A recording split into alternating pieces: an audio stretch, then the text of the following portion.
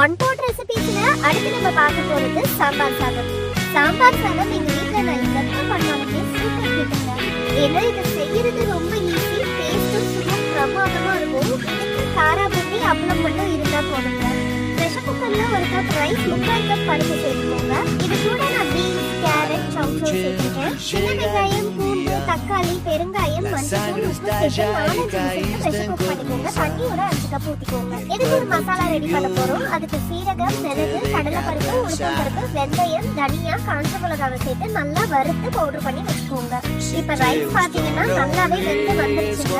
இப்ப நம்ம இதுக்கு தாளிப்பு ரெடி பண்ணிக்கலாம். அரைச்ச மசாலா லெமன் சைஸ் புளியை தண்ணி ஊற்றிக்கோங்க. நான் ஒரு கப் அளவுக்கு தண்ணி சேர்த்துருக்கேன். நல்லா கொதி வந்ததும் இப்ப இது அப்படியே ரைஸ்ல சேர்த்து நல்லா மிக்ஸ் பண்ணி கொடுங்க. இந்த டைம் ஆக கொஞ்சம் கெட்டியாகும். அதனால நீங்க இதை உடனே கான்டாக்ட்ல மாற்றி வச்சுக்கோங்க. கடைசியா கொத்தமல்லி ஆட் பண்ணிட்டு நெய் வறுத்த முட்டை பருப்பு சேர்த்து மிக்ஸ் பண்ணி பண்ணுங்க. எந்த சம்பளத்துக்கு பெஸ்டா இருக்கும்.